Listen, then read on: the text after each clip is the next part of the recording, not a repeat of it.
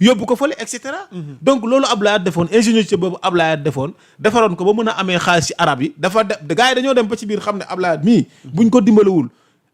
day dem ci arab yi bàyyi na boobaa ñun kenn dootuñu faale ñu daw gaaw a ñëw ne dañuy dimbale Abdoulaye foofu nag Abdoulaye am balance maanaam bu leen jox leen ma 1000 milliards gars yi nag di hésité mu dem ci arab yi jox ko 2000 milliards mu ñëw toog jàpp seen njàmbur donc les gens avaient quelque part peur de Wade parce que amoon na équilibre Macky bu mu ñëwee aussi il a été intelligent avec son projet yoonu yokkute da ko bëggoon imposer à la finance internationale non da ko bëggoon proposer sax à la finance internationale gars yi nekk fa def nii il part au salon de Paris fekk foofu noonu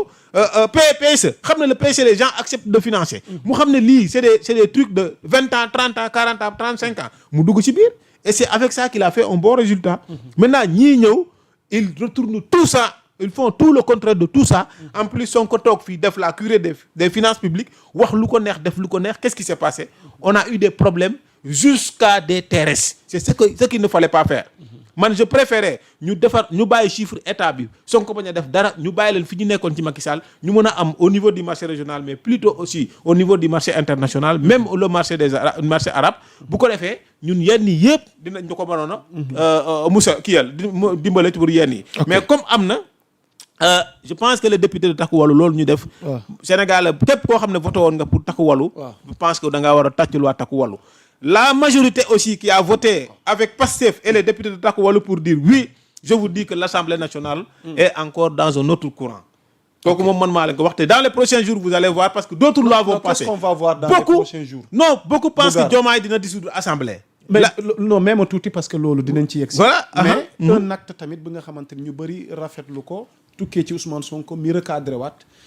ordre bi recadré waat lenn ci député souvent li ñuy gis ci assemblée ci xar kanamam ñu naan non député warut a comporté woon nii warut a comporté woon ni la def naa ne Ousmane Sonko tey am na acte gi mu ci posé. waaw posé na dégg naa tey muy naan ay député yem leen ci sujet bi yem leen ci li ñu leen waxloo kii li ñu leen ci li ñu war a waxtaanee des choses comme ça c'est bien. mais nag loolu mu def noonu baax na de je dis pas mais dama gis keroog bu muy dellu si waat de façon très injuste à l'Assemblée nationale damaa gis les députés de Pastef dañoo sol yére yu weex. alors que le député est impartial article 1er de la constitution dafa tere lépp luy féewale ay nit ci wàllu diine wàllu xeet wàllu cosaan ak aada wàllu lii te député Pastef yi dañoo solu weex mu ñëw ñu woyal ko benn woy boobu ñu woyal kuñ ko yonent bi lañ ko doon woyal loolu lañ ko dóoral foofu noonu ta'alal badru voilà loolu ana chrétien dafa ay wala non ana chrétien ya mën nga ko woyal chrétien mënoo ko woyal chrétien y a une discrimination loolu noonu warul am mu ñëw encore toog ne carrément il faut recevoir vous avez reçu des consignes du parti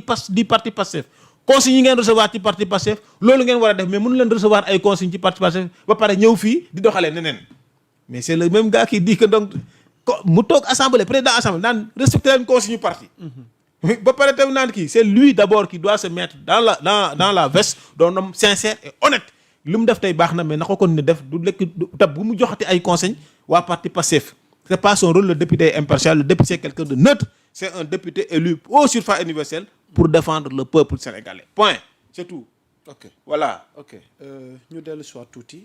poser débat au fonds spéciaux moo xam fonds secret ba tey polémique baa ngi dox di wéy defe naa sax loi gi ñu ci adopté woon saisine mujj na am ca conseil constitutionnel kon ñu ngi xaar ci juróom ñetti fan yi ndax fu wan di mujjee ki gëtëm alors saisine gi ci am mais buñ dellusee ci débat au fonds secret bi ak li ko soulever lan la ci buggar bon sur le débat du fonds secret aussi fi ba daana léegi assemblée rek foofu laay jaar ñun bi ñu ànd ak Sonko 2019 même ci programme coalition Diomaye président wëral coalition Diomaye président on a bien dit que dañuy supprimer fonds politique fonds secret yi wëral ko na ko ku nekk wër ko coalition Diomaye président programme bi nañ ko wër xoolaat liiraat ko par rapport à ces fonds secrets là ce qui était dit c'était clair nañ leen supprimer ñu defaraat leen ñu nekk ay fonds spéciaux mais day au moins mu am benn contrôle loolu nekkoon na ci affaire bi alors mu ne fonds yi dañoo xaraam fonds corruption la nañ ko dindi le même gars est revenu ne moom d'accord na fonds yi am mais dañoo war a yokk sax fonds yi encadré ko Sonko non dafa moom dafa ne woon fonds corruption nan ngay jëlee fonds corruption di ko accepter ba di ko yokkaat yaa ngi faire poser des loolu c'est une contradiction beneen bi yow nga nekk premier ministre taxaw ne carrément képp ku taxaw ne am naa caisse noire dama lay dugal kaso parce que awuma ko laalewuma ak ay fonds laalewuma dara dugg na fii génn na fii mais tu avais une caisse noire mujj nga génn am naa caisse noire vous savez ces contradictions là multiples du premier ministre de l'époque qui est Ousmane Sonko moom moo andi guéguerre bii beneen bi Diomaye il n'est pas une institution comme toutes les autres institutions gars yi dañuy juum dañuy naan le président de la République est une institution comme toutes les autres c'est faux le président de la République n'est pas une institution comme toutes les autres institutions c'est une institution spéciale c'est une institution à part président ci boppam mënta nekk le garant de la constitution nekk le garant de la souveraineté nationale léegi kooku nga bëgg ko yemale ak beneen institution comme assemblée nationale non loi yi ñuy voté du loi yoo xam ne aussi dañuy yëkkati rek du jubal ci côté président de la République sans pour autant ñoom si seen bopp assemblée nationale ñu daal di yaatal seen loi yooyu ñoom ñu boole si seen bopp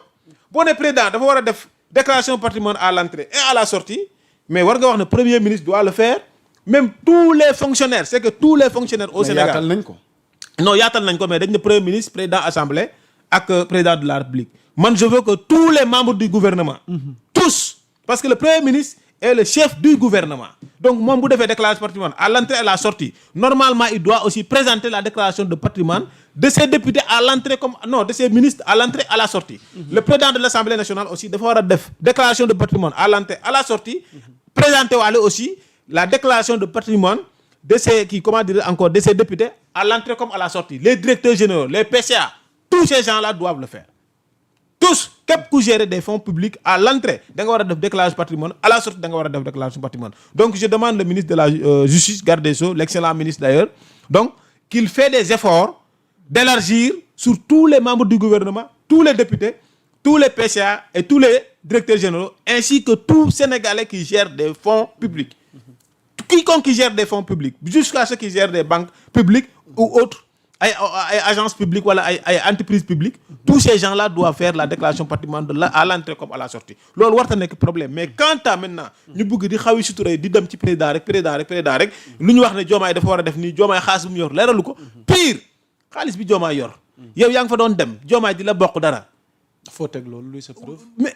moo mii ko wax tam mii ak Diomaye ñooy nekk mii dafa ne Sonko da doon dem ci Diomaye ne ko kat xaalis bi man awma xaalis argent de poste social boo xam ne dinaa mën a dimbale nit ñi il faut nga ma ciy dimbale Diomaye di tibb di ko jox nee na defu ko benn yoon ñaari yoon ñetti yoon defu ko sax ñeenti yoon ëpp na ñeenti yoon ça veut dire que Sonko l'a fait à plusieurs reprises et en ces temps-là lu tax Sonko waxul ci xaalis boobu lu tax waxul aussi ci fonds secret dégg nga sortie am waxul dara lors de sa sortie je pense bien que dégg nga sa position ak li mu leeral par rapport non leeralul par contre noo jàngatee moom sortie am ak li mu leeral ci la sortie il a fait des aveux pour aller en prison première chose a fait des aveux pour aller en prison première chose comment première chose dafa ne dafa jël xaalis boobu ñuy waxul sax ci 1 milliard 2 milliards yi waxul ci 2 milliards ak 3 milliards boobu réeroon waxu ci 1 milliard bi 1 milliard 700 millions bi waxu ci waxu ci 2 milliards yi dafa ne 904 millions et quelques laa jël pour 27 voitures ne voitures yooyu mu ngi ko jëlee ONRAC l'agence nationale de recouvrement des l'office national de recouvrement des avoirs criminels alors foofu qu'est-ce qu'il dit Sonko veut nous dire que la primature a acheté des voitures au niveau de l'ONRAC c'est l'État comment l'État fait pour jël ay oto jàmbur ne oto yi kat c'est des avoirs criminels ba pare le même État revient encore pour acheter les voitures qu'il a déclarées des avoirs criminels ça veut dire que xam la mu doon mais l'État est un receleur si loolu la wax parce que État mooy jàpp yow da ngay gaare indi sa oto États-Unis mu ñëw port État bi nangu ko par l'ONRAC nekkat oto bi avoir criminel la dem denc ko même État bi dem jënd oto bi mais l'État est jugé parti mënta nekk loolu la Sonko wax te loolu ça nécessite une enquête pour